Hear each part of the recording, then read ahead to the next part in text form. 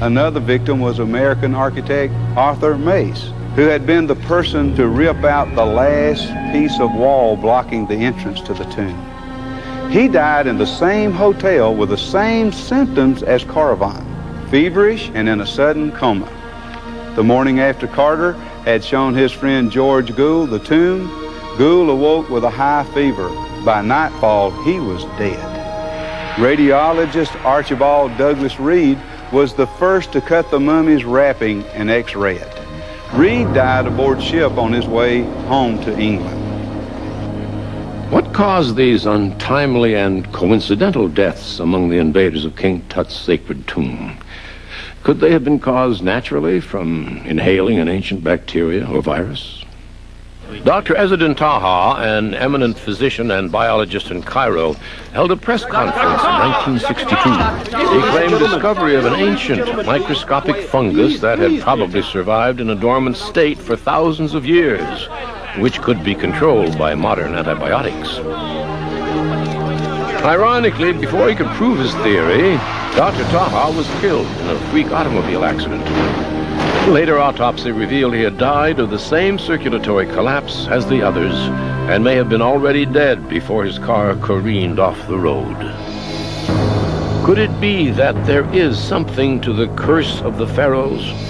Or, as many pyramidologists are now theorizing, that the deadly virus that killed all these people was literally from out of this world? Could a Stone Age people have built these pyramids that cannot be duplicated today? New evidence we are not alone in this universe when we come back with a chilling discovery. The more we learn about the Giza complex, the more unsure we are of conventional theories for explaining the mysteries of the structures in this great pyramid. If conventional theories do not explain the purpose for the pyramids, what do more contemporary theories have to offer? In 1813, astronomer Richard Proctor discovered from ancient records that the Great Pyramid had indeed been used as an astronomical instrument.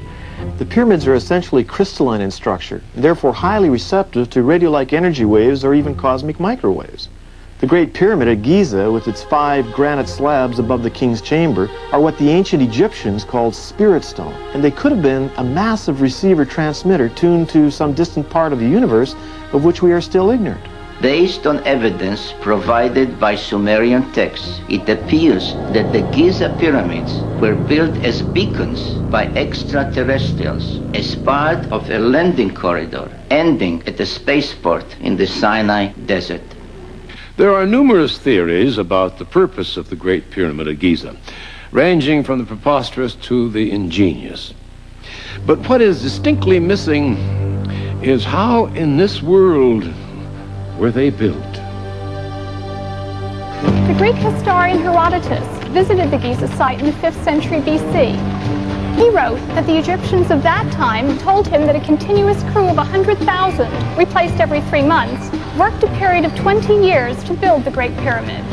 To build the Great Pyramid in 20 years, as some archaeologists claim, would have meant setting one of those huge stones every 3.5 minutes, 24 hours a day.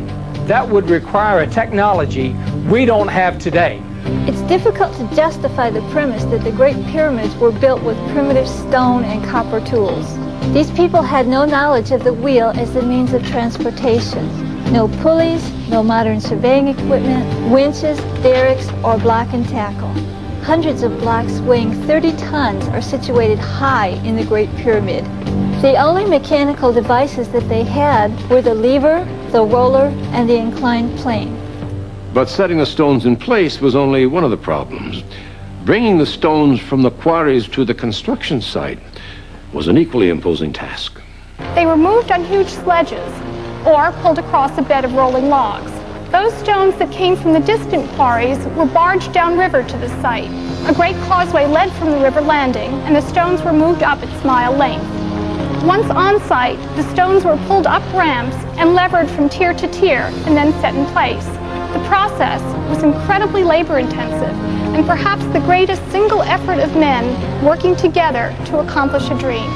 There is a widespread general belief, which Hollywood has helped to promote, that hundreds of thousands of slaves were used to build the pyramids.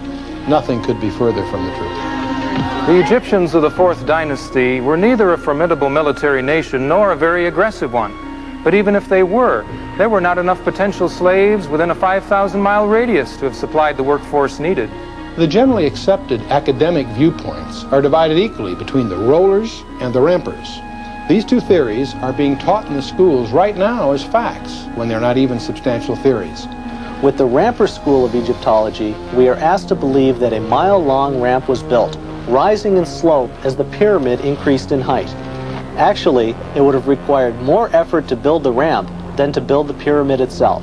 There would have been some 6 billion pounds of construction garbage to get rid of afterwards. But where is it? Does anyone know?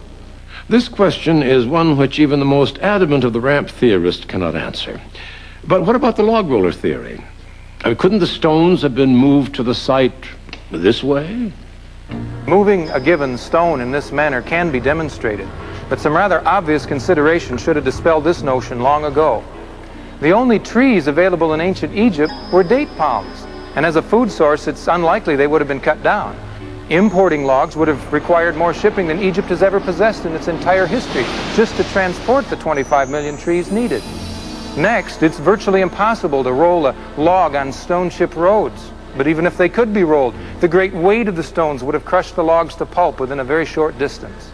There must have been another totally different method of lifting and moving these tremendously heavy stones, a device that would make the moving of these massive weights feasible.